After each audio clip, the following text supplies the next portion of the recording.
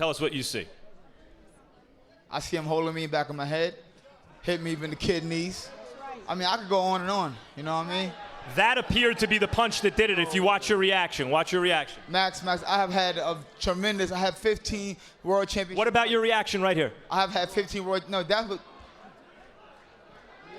I mean, it does appear that it was a punch that opened it. Trust me, when I got hit in the head, I told the referee, you know what I mean? I mean, it could have been a small cut, and that punch could have opened it more. It's academic because he, in fact, was up on the scorecards. Do you believe that you were up on the score? I mean, the whole arena believes it, don't y'all? Look, it speaks for itself. It speaks for itself. The whole arena says I won this fight. I mean, like, come on, man. I mean, like, you know what? I just want to thank God for bringing me, my family here, bringing me out of this fight safely, and you know, I just leave my hands in God's hands. That's it. Zab, you fought this fight in a more determined way maybe than I've ever seen you fight, in the sense that even as it seemed to get away from you a little bit in rounds 3 and 4, you stuck to your game plan. You never stopped trying to win the fight, and in fact were making it close even in the middle late rounds when people thought you would fade. What did you think was at stake here tonight? I sacrificed myself for this training camp. I worked hard. I was in Vegas for a tremendous longer time, and I sacrificed myself from my family and from everything, and I went ahead and did my best, man. You know what I mean? And, you know, I mean, it just hurts, man. It hurts. Zab, thanks for an excellent performance. Thank you very much. Remember, Zab Super Judo, the people champion. Y'all know who I am. We have the ringside physician here, Dr. James Game. What happened, doctor? Well, the referee, Robert Bird, asked me to take a look at the cut above Zab's eye. Zab said he wasn't able to see, assuming that it was because of the blood. I removed the blood, looked at the laceration, said he could fight, but he insisted he couldn't see.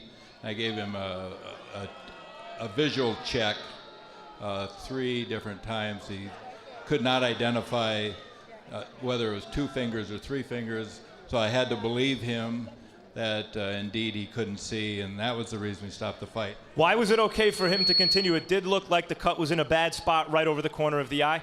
Because the reason that he couldn't see had nothing to do with the blood. I had removed the blood, and he still insisted he couldn't see. Sounds like you don't believe him. I believe he couldn't see at the time, yes. Thank you, doctor. You're welcome. Bob.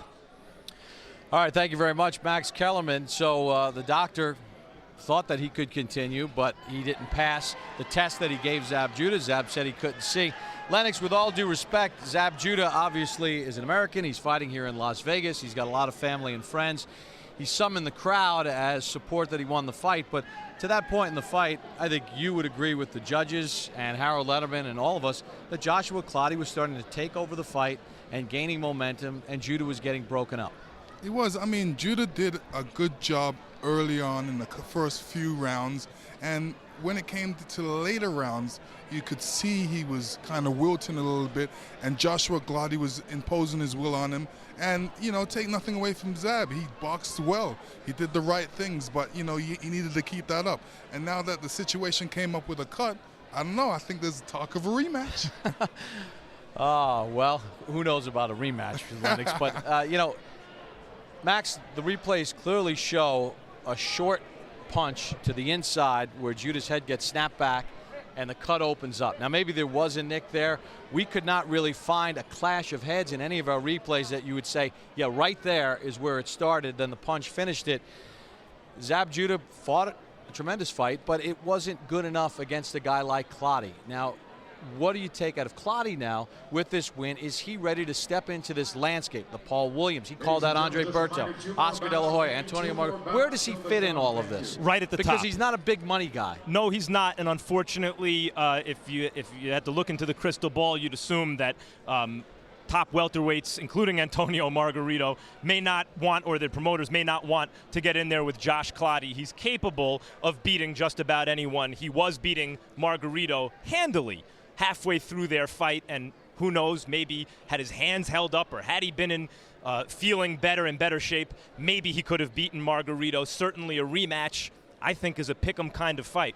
One comment about Zab Judah, because I was probably foremost pulling his bandwagon early in his career.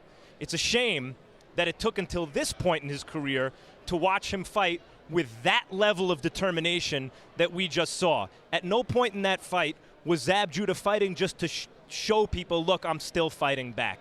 He was actually trying to win, actually sticking to his game plan. He fought a tough, determined fight, but whether the fight was stopped because of an accidental butt or a real punch, it's academic. Josh Clottey was up on the scorecards, seemed to be getting stronger as the fight went on, and now in 2 consecutive weeks, we've seen Margarito over Cotto and now Clottey over Judah. I wouldn't say so much substance over style because I think there was plenty of substance from all 4 fighters. But in the end, who really does want it more? No one wants it more than Antonio Margarito, but Josh Clottey wants it a whole lot, and I wouldn't mind seeing those 2 get in there again. And they did fight once before, as you mentioned, with Margarito winning a 12-round decision. And, we started this evening off with the rebroadcast of Margarito Cotto, and you saw even when Cotto had his moments in the early parts of the fight that Margarito was breaking him down. Same thing kind of happened tonight with Zab Judah. There were moments in this fight where he looked good, he looked sharp, he worked the body, but it was Clottey blocking shots, it was Clottey pressing forward, and it was Clottey wearing down Zab Judah. Because of cuts, the fight has stopped, accidental clash of heads. But in the end, I think anybody that was watching got a sense that Joshua Clottey was starting to build the momentum and starting to wear down Zab Judah. Joshua Clottey gets another win on his resume, and a big one at that, in stopping Zab Judah and winning the decision in the 9th round after the accidental clash of heads.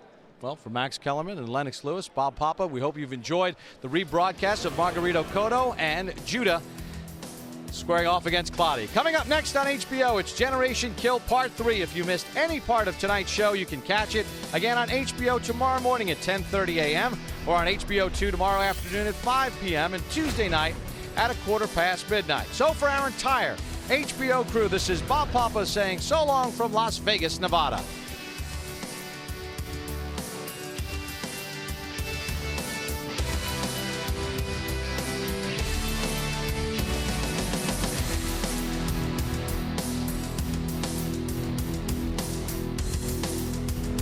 This has been a presentation of HBO Sports.